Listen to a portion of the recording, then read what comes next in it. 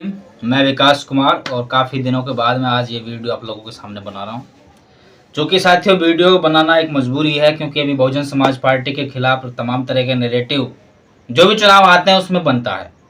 हाल ही में मध्य प्रदेश में भी उपचुनाव है, राजस्थान में है, उत्तर प्रदेश में वहाँ हमारे कैंडिडेट हैं। बहुजन समाज पार्टी ने मध्य प्रदेश में कैंडिडेट नहीं उतारे, क्योंकि मैं मध्य प्रदेश से हूँ और जिस मध्य प्रदेश में 2 सीटों पर उपचुनाव हो रहा है, बुधनी और विजयपुर, उसमें जो एक विधानसभा है विजयपुर, वो मेरे जिले की विधानसभा है। तो वहां पर बीएसपी के खिलाफ एक नैरेटिव चलाया गया कि बहुजन समाज पार्टी अगर चुनाव लड़ेगी तो वो भाजपा को फायदा पहुंचाएगी। इस प्रकार के नैरेटिव चलते हैं। अगर बीएसपी नहीं लड़ती है तो वो कांग्रेस को फायदा पहुंचाएगी। तो मैं एक बात यहाँ स्पष्ट कर देता हूँ कि किसी को फायदा नुकसान पहुंचाने का ठेका बहुजन समाज पार्टी का नहीं है। बहुजन समाज पार्टी इस देश में देश की तीसरी बड़ी राष्ट्रीय पार्टी है, जिसका वोटर पूरे देश में है। हम बात करें समाजवादी पार्टी, राष्ट्रीय जनता दल, फलाना दल, डिकड़ा दल, जनता पार्टी, तमाम प्रकार के क्षेत्रीय दल हैं, लेकिन इन सब से हट करके बहुजन समाज पार्टी आज भी देश की तीसरे नंबर की पार्टी है, जिसका वोटर पूरे देश में है। और जो राष्ट्रीय पार्टी है जिसका पूरे देश में वोटर है, उसका चुनाव लड़ना स्वाभाविक है।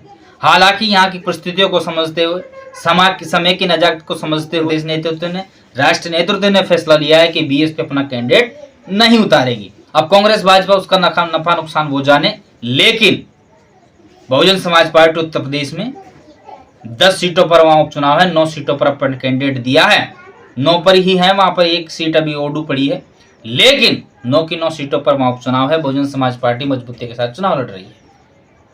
तो साथियों, इस प्रकार के जो नैरेटिव चलते हैं इससे बचिए। बहुजन समाज पार्टी अपने आप में एक राष्ट्रीय दल है, जिसका वोटर पूरे देश में है, पूरे गली मोहल्ले शहर तहसील में है।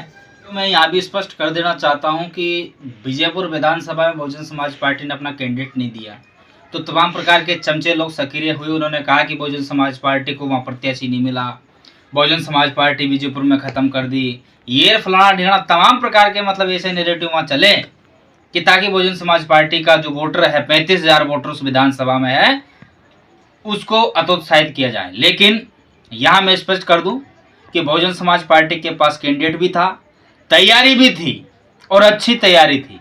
इसका मैं खुद साक्षी था। माननीय प्रदेश अध्यक्ष जी ने करीब 3 महीने में वहां पर करीब 10 सभाएं कर दी थी बड़ी बड़ी, और मेरे साथियों बूथ और सेक्टर लेवल पर तो ऑलरेडी कार्यकर्ताओं का काम चल रहा था। वहां उस पूरी विधानसभा को 3 भागों में बांटा। इस चीज का मैं गवाही था, इस चीज का मैं साक्षी था। हम खुद ने वहां सेक्टर और बूथ की बैठकें ली है, वहां पर उस सेक्टर संगठन का रिव्यू किया है। तो ये जो नैरेटिव चला है कि बहुजन समाज पार्टी को कैंडिडेट नहीं, 3 कैंडिडेट थे, 4 कैंडिडेट थे, लेकिन वहां पर चूंकि लोगों का ये मत था कि इस बार बहुजन समाज पार्टी खड़ी ना हो, और वहां की लोगों की भावनाओं को समझते हुए और समय की परिस्थिति को देखते हुए प्रदेश नेतृत्व ने यह आदेश किया कि इस बार पर कैंडिडेट खड़ा नहीं होगा। और चूंकि नॉर्मल सी बात है, बहुजन समाज पार्टी जो है वो चुनाव लड़ती नहीं है, लेकिन इस बार लड़ रही है चूंकि माननीय बहन जी का आदेश है। लेकिन साथियों, यहाँ पर कुछ परिस्थितियाँ ऐसी बनी हैं जो कि हम सार्वजनिक उसको कर नहीं सकते, लेकिन वहाँ पर बीएसपी का वोटर मजबूत है।